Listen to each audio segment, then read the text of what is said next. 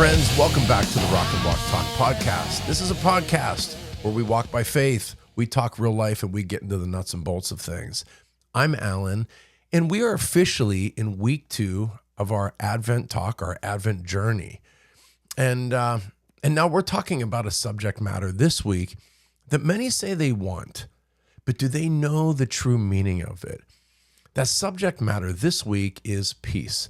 And it's not the kind of peace that the world offers or simply says, hey man, give peace a chance, right?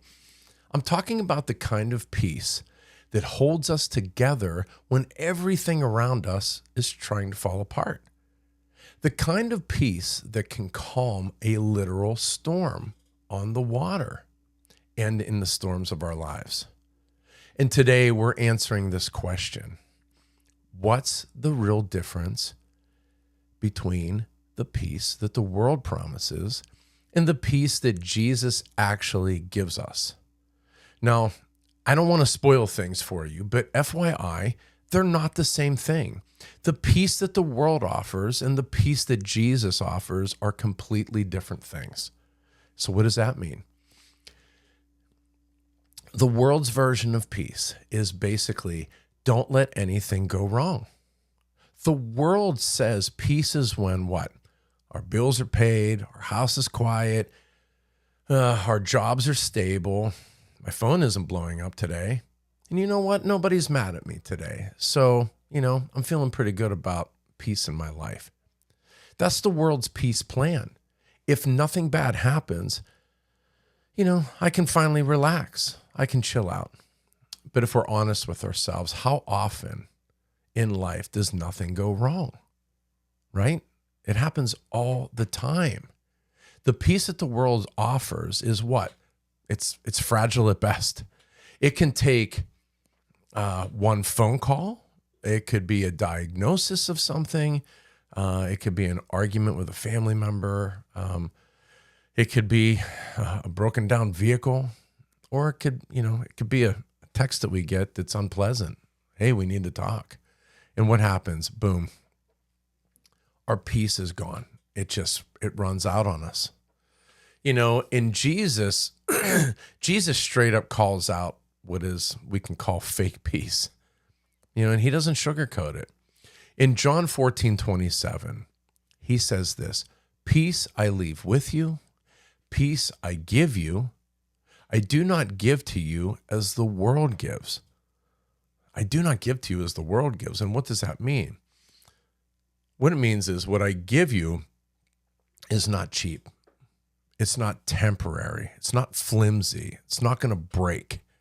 The world says, I give you peace when everything lines up, when everything's perfect. But Jesus says, I'll give you peace even when nothing does.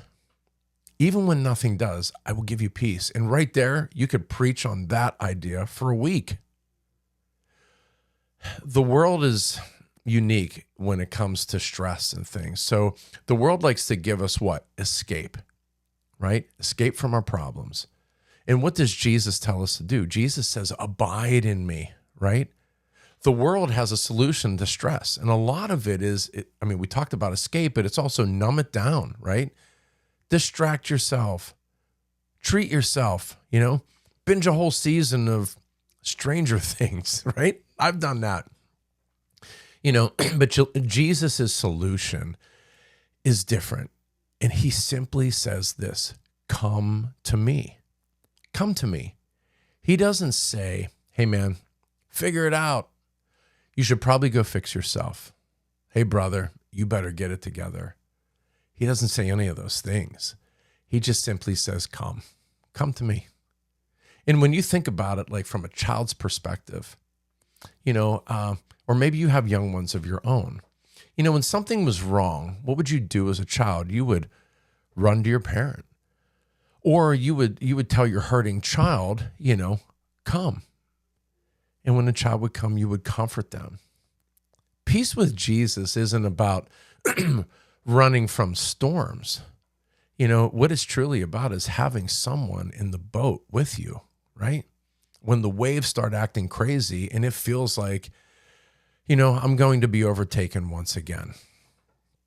A few episodes ago, we talked about Philippians 4:6. And what does Philippians 4:6 say? Well, Philippians 4:6-7 says this: do not be anxious about anything, but in everything, by prayer and petition, with thanksgiving. We just had Thanksgiving. Present your requests to God, and the peace of God will what? Guard your hearts and your minds, right? And we love to quote that verse. I used to have a ring that I wore on my finger that said it, but we don't always love to practice that verse, because the instruction is simple, but it's not always easy, right? And so what do we do with that? Well, we should pray instead of what? Panic. When things go wrong, panic sets in. We should pray through that. We should thank God instead of spiraling in our mind out of control. We should trust instead of controlling, right? And when we do that, that's when Jesus' peace shows up. And when his peace shows up, it kicks anxiety right out of our lives. It's not getting in. It's not getting in. The peace of Jesus is not the absence of storms, right? It's his presence in them, right? We're still going to have storms. And if we get this twisted, if we get it wrong, we think Jesus' peace means this, that there's no storms allowed. And that's simply not true. There's still going to be storms. Life still very much will and does happen. People will what? They'll still disappoint us. Our own choices will still trip us up. But Jesus comes along, and Jesus' peace means that we are never alone in the storm. And again, you might be in the middle of a mess now, but that mess is not the middle of our story, right? So we're talking about Advent. And Advent is the season that reminds us that peace has a name. And we're in week 2 of Advent, right? And we light the candles, and the second Advent candle is the candle of peace. Again, peace is not a 2-finger sign that we hold up, right? Peace is not a playlist of songs that bring us comfort. Peace is not a personality type. Peace literally has a name. And his name is Jesus. Peace has a name. His name is Jesus. In Micah 5:5, it says, he will be their peace. Not he will bring peace someday. Not he will send peace. It says he will be their peace. That means that the peace of Christ walks with us. It means the peace of Christ talks with us. The peace of Christ holds us together when our emotions are ready to quit. When our circumstance says to us, you know what, man, I can't handle this anymore. So why does the world's peace program, why does the world's peace fail? And why does Jesus's peace absolutely hold everything together? Because the world's peace depends on circumstances. When Jesus' peace depends on what? Connection between us and our Savior. The world's peace collapses under pressure. It's too much. Caves in. Jesus' peace grows stronger under pressure. The world's peace says, you know what? We should try harder. Try harder. And Jesus' peace says to us, trust deeper. The world medicates the symptom, right? We medicate for everything. And I'm not saying medications are bad, but Jesus heals the soul, right? So why do we still struggle with peace? And if we're really real with it for a minute here, and if we really think on this, we struggle with peace because what? We don't like to give up control. Or we replay like past things of our lives. We worry about the future. We simply carry stuff that Jesus already told us to give to him. You know, you think of the song even, Jesus, take the wheel, you know. People sing that with great conviction. But what do? We keep plowing ahead, driving, trying to steer our own ship. Peace doesn't come from pretending that our life is easy, you know. That's one of the biggest lies that we could fall for, you know. Peace comes from knowing who is in charge, right? And so, you know, what does the peace of Jesus actually do in our lives? Like when Jesus's peace really starts working in us, you know, when we experience the peace of Christ, our reactions to stress and problems, it slows down. We're not out there just ripping it up, right? Our fear, the fear that we normally have, it starts to lose grip. And if we have anger issues, it starts to cool off and settle down. Our patience for people and circumstances will grow.